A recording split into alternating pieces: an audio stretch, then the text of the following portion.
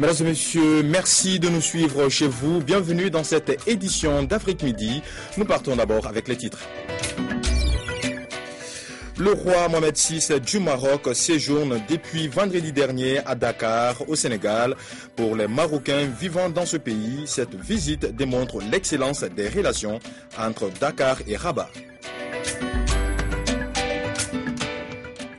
Le 9e conclave d'affaires Inde-Afrique s'est ouvert hier à New Delhi, en Inde.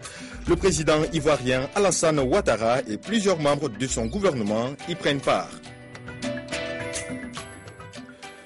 Le roi Mohamed VI du Maroc effectue une visite officielle depuis 4 jours au Sénégal, 5e du genre. Et à chaque déplacement, c'est le même sentiment de fierté qui anime les Marocains installés dans ce pays. Pour la communauté marocaine, c'est ce rapprochement et ce lien d'amitié et de solidarité qui existe entre Rabat et Dakar qui facilite leur intégration. À quelques mètres de la rue Mohamed V, le marché Sandaga au cœur de Dakar connaît une forte concentration de commerçants marocains. Certains ont même investi le marché du tissu depuis des dizaines d'années. La capitale connaît aussi une forte présence d'étudiants marocains, plus de 800 au total. Qu'ils soient commerçants, étudiants ou résidents, les Marocains de Dakar sont un véritable modèle d'intégration. Nous avons l'islam en commun. Les Sénégalais tentent d'apprendre l'arabe pour mieux communiquer avec nous et il nous a fallu moins de 2 ans pour parler couramment le Wolof. Donc aujourd'hui, nous formons un seul et même peuple.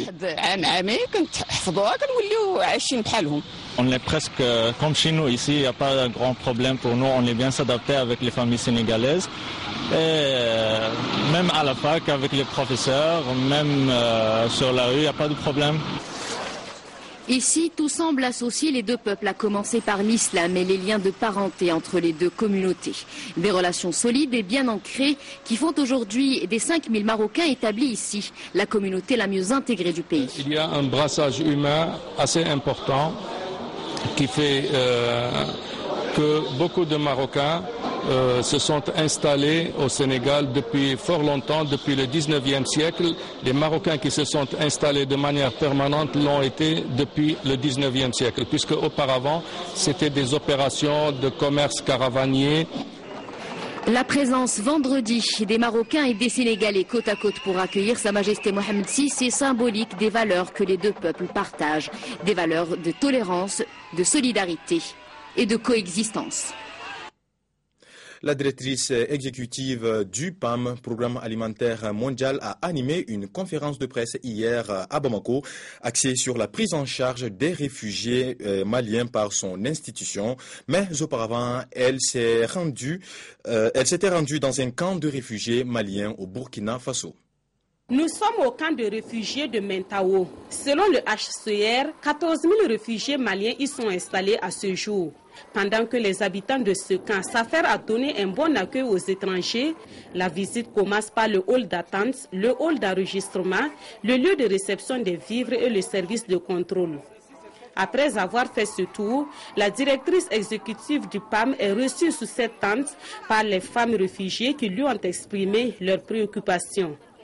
Par la suite, et cette fois-ci en présence des autorités gouvernementales et locales, elle prend connaissance des conditions de vie de l'ensemble des réfugiés installés sur ce site. Les principales préoccupations évoquées sont l'alimentation et l'éducation. À titre d'exemple, un réfugié reçoit 10 kg de riz par mois et sur les 2823 enfants de 6 à 11 ans qui sont sur ce site, seulement 651 sont scolarisés. Après la visite à l'école Mentao A, le cap a été mis sur Koubel Alpha. Là, la directrice du PAM découvre les activités de la composante vivre contre travail du PAM dans cette localité. Sur ce site, 220 personnes, en majorité composées de femmes, travaillent à la restauration et à la protection des terres dégradées pour 1200 francs CFA par jour. À cette étape, elle se prête enfin et brièvement aux questions des journalistes. Alors sa réaction principale par rapport à cette visite, c'est qu'elle a vu des populations qui ont quitté leur maison pour venir s'établir ici en tant que réfugiés.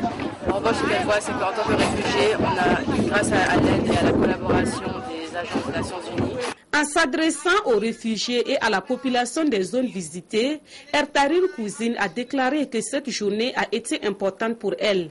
Elle dit avoir compris les préoccupations et elle compte entamer des discussions pour améliorer la situation des réfugiés et des populations à qui elle a rendu visite. Comment, à travers les performances, les entreprises peuvent-elles contribuer de façon durable à la réduction du chômage? Cette problématique était au cœur d'une étude. Elle est prévue pour 2 ans et prend en compte des entreprises de Côte d'Ivoire, du Sénégal et du Cameroun. Le Cameroun, la Côte d'Ivoire, le Sénégal, 3 pays de l'Afrique subsaharienne, 3 dénominateurs communs, et ils sont tous francophones, ils ont une monnaie commune, le franc CFA. Elles sont tous frappées par un chômage endémique des jeunes. Et pourtant, ils sont les plus productifs des zones UEMOA, Union économique et monétaire ouest-africaine, et CEMAC, Communauté économique et monétaire des États de l'Afrique centrale. Que faire? Comment le faire pour rendre les entreprises de ces États plus performantes en vue de régler de façon durable le problème du chômage des jeunes? Une piste de solution, le programme Croissance pour tous 2011-2016 du CRDI, Centre de recherche et de développement international. C'est trouver des solutions pour que la croissance économique dans les pays en développement et en Afrique en particulier bénéficie à tout le monde à travers la création d'emplois et des emplois qui sont bien payés.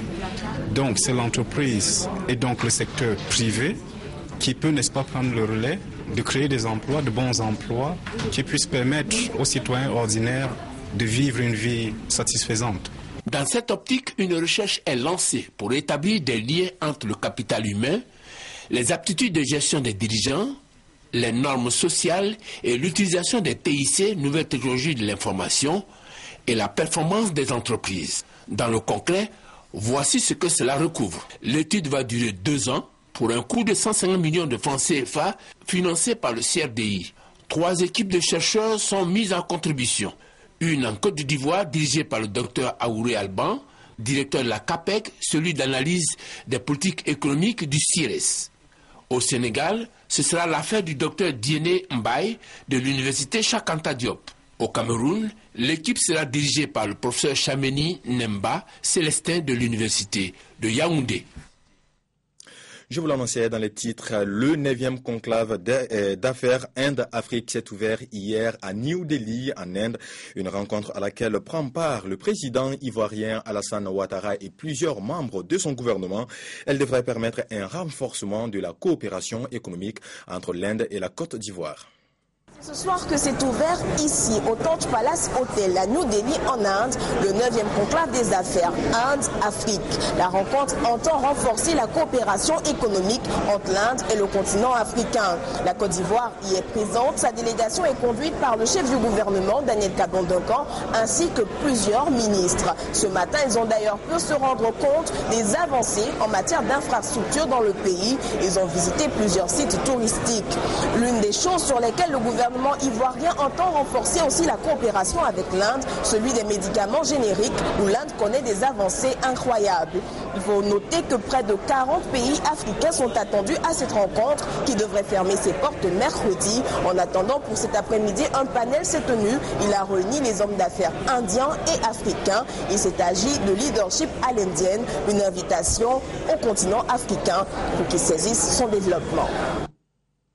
Voyons maintenant le volet agriculture au Maroc avec la culture de betterave qui fait tourner toute la région et représente le tiers de la production nationale. Aussi, le Maroc possède la plus grosse unité de production de sucre au niveau continental. Pour les betteraviers de la province de Sidi Ben Nour, l'arrivée du printemps marque le début de l'utilisation des engrais afin de protéger la production. La récolte est prévue au mois de juin. Des campagnes de sensibilisation sont organisées pour encourager les betteraviers à utiliser des engrais afin d'assurer une production de qualité.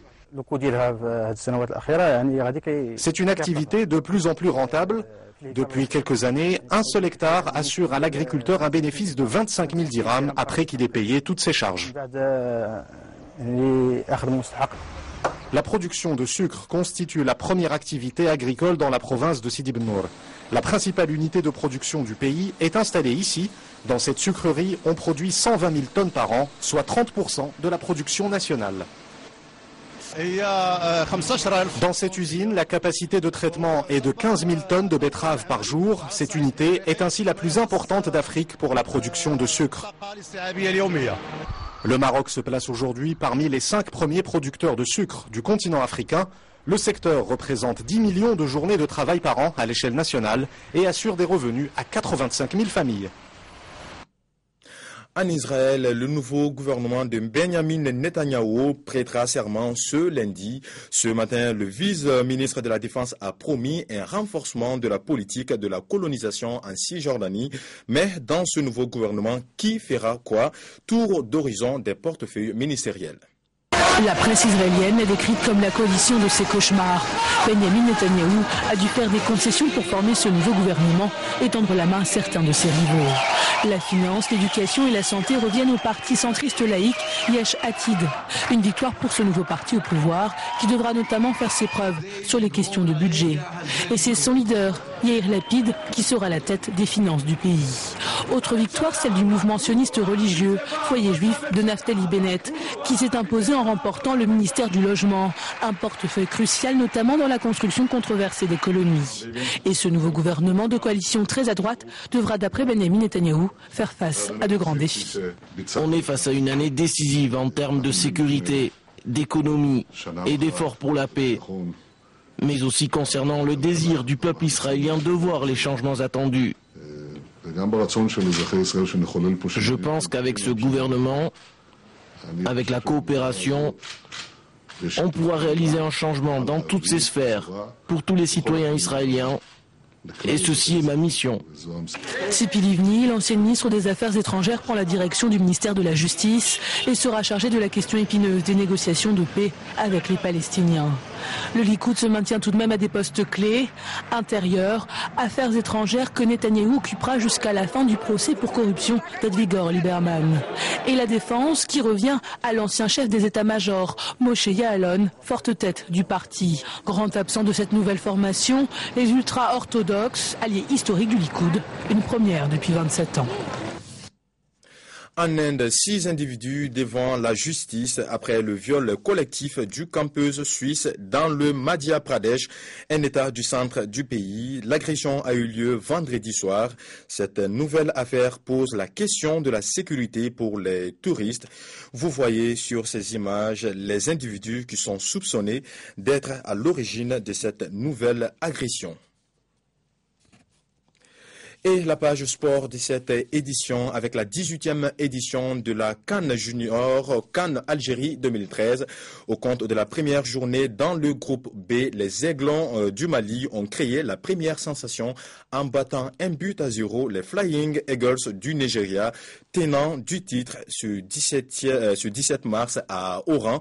Le Gabon et la RDC ont en revanche fait match nul, 0 but partout lors du second match du groupe B. Le commentaire de Aminata Mariko. Les protégés de Moussa Keita Dougoutigui et de son adjoint Yatma Diop ont bien résisté à l'hégémonie des Nigérians, favoris de la compétition. Les Aiglons entament la rencontre avec une volonté ferme de réussir.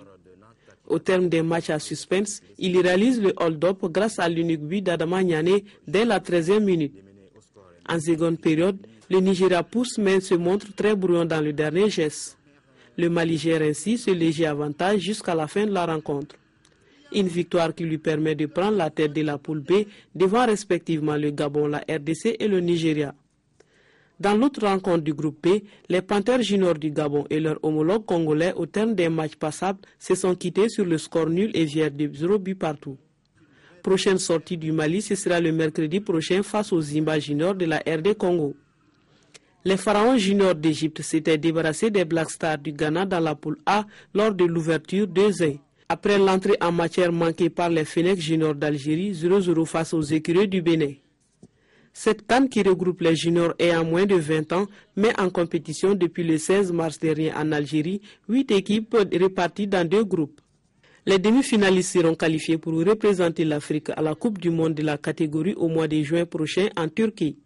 À titre de rappel, les équipes comme celle du Nigeria 8 fois finalistes et 6 fois champions, du Ghana et de l'Égypte 3 fois vainqueurs sont les plus grands bénéficiaires de cette compétition lancée en 1979 et remportée alors par l'Algérie. Et retenez pour le compte de la deuxième journée ce mardi, le Bénin affrontera le Ghana à 16h30 et l'Égypte sera face à l'Algérie à 19h30, temps universel. Voilà qui met fin à cette édition. Merci de l'avoir suivi. Retrouvez-nous sur notre site internet www.africabtelevision.com. Restez à notre compagnie. Nos programmes continuent. Au revoir.